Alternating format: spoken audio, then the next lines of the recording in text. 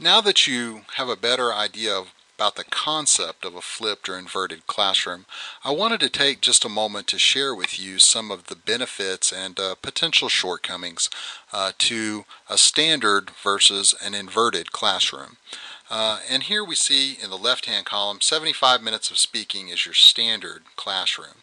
And when you engage in 75 minutes worth of speaking, it gives you, as the subject matter expert, an opportunity to efficiently share your insight.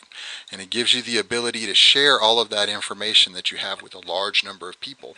And if you have a class size of 50 or above, that is a very efficient way to share that information with that large group. However, one of the shortcomings is that it's geared towards auditory processors.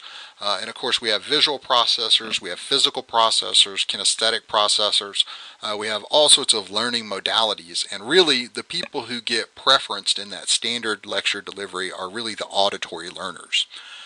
It also invites students to check in and to check out. And oftentimes when they check out, they engage in activities such as texting or checking Facebook. They engage in resting or sleep or talk, and that's probably the most destructive one, or the disruptive one. They're talking, and that kind of makes you lose your train of thought. And in addition to that talking, they are distracting the person or the other people around them. And then finally, studies show that auditory recall, the individuals who, even people who have good auditory recall, they recall less than 15% of the information that was auditorily processed within 3 months. So as far as retention, as far as long-term ability to recall that information, there's a real big fall-up or fall-off in standard versus inverted lecturing. So inversion is probably a better way to do it. Inversion involves 75 minutes worth of problem solving, and the students will watch lectures online.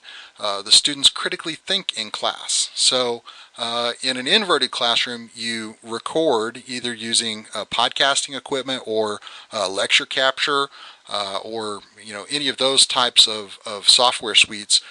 You record the information that you want to include in the class, and then you upload that to your learning management system or your YouTube channel.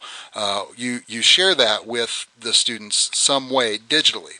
The students then watch that lecture online, and they look at all of that information out there on the World Wide Web through the learning management system in some way online.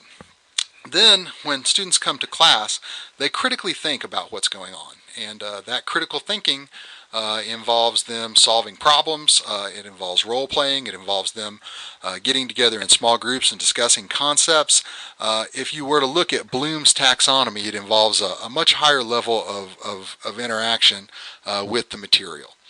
And then the students communicate with the instructor, they communicate with each other in groups, and all of this essentially leads to a rewiring of student learning that demonstrates better long-term recall.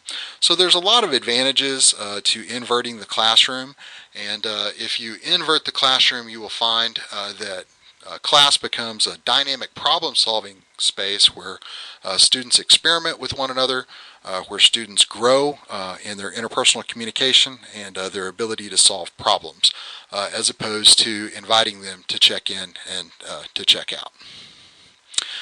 Finally, I wanted to discuss with you some ways that you can make that classroom inversion happen. Here we have a webcam. We also have a number of other things that will help as far as inverting the classroom goes. I'm currently speaking to you with a device very similar to this one, and that's just a cheap, under $10 at most retail stores, USB desktop microphone.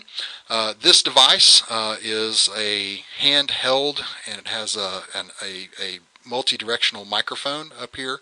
It's a handheld MP3 recorder. You can also get one of these USB headsets that will allow you to podcast. After you record those podcasts, either using this equipment or a webcam or any of these, up here, you can upload those to places like iTunes. You can upload them to a public folder in Dropbox, or you can do a narrated PowerPoint very similar to the one that you're watching now, and you can upload that to YouTube. It's been my pleasure to talk with you about student engagement today, and I hope that you'll be able to find something in this series of videos that will help you be a more dynamic and productive educator. Good luck.